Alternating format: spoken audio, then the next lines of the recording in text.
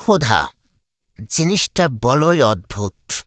সকলের ক্ষুধা লাগে, সেটা মানুষ বলেন, পশু পাখি প্রাণী বলেন। এই যে হনুমানটি দেখছেন, এটা কিন্তু ক্ষুধার তাড়নায় জঙ্গল থেকে লোকালয়ে অবস্থান করছে। এই হনুমানগুলো যখন ক্ষুধার যন্ত্রণা সহ্য করতে না পারে, তখন তারা বিভিন্ন লোকালয়ে ঢুকে যায়। মানুষকে কোনো ক্ষতি করে না, কিন্তু মানুষ যদি তাদেরকে আক্রমণ করে, তারা উল্টো আক্রমণ করে। দেখুন কি সুন্দরভাবে সে পানি খাচ্ছে।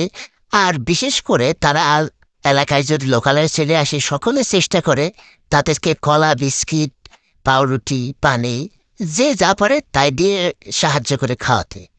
এই হনুমানটি চলে এসেছে একটি হিন্দু এলাকায়। আর বোঝেন তো যে হিন্দুরা কিন্তু হনুমানকে অন্য দৃষ্টিতে দেখে।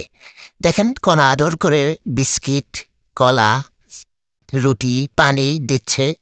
সে সবার হাত থেকে নিচ্ছে, খাচ্ছে এবং মানে সাবলীল ভাবে বসে আছে। সবাই পাশে দাঁড়িয়ে আছে, কাউকে কোনো ক্ষতি করছে না। সাইড থেকে একজন কলা চেলে দিচ্ছে।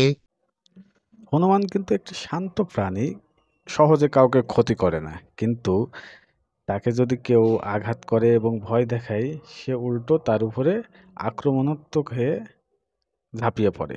এই যে পাশে মোটরসাইকেল দাঁড়িয়ে তার সাথে কথা বলছে, সে বোঝে না, কিন্তু আকার ইঙ্গিতে বুঝতে পারে যে লোকে তার সাথে ভালোভাবেই কথা বলছে।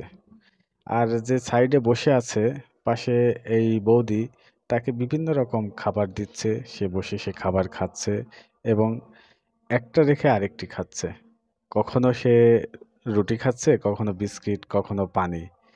ওই বৌদিটা বলছে যে পানি খা, তোর গলায় বেঁধে যাবে, পানি খা।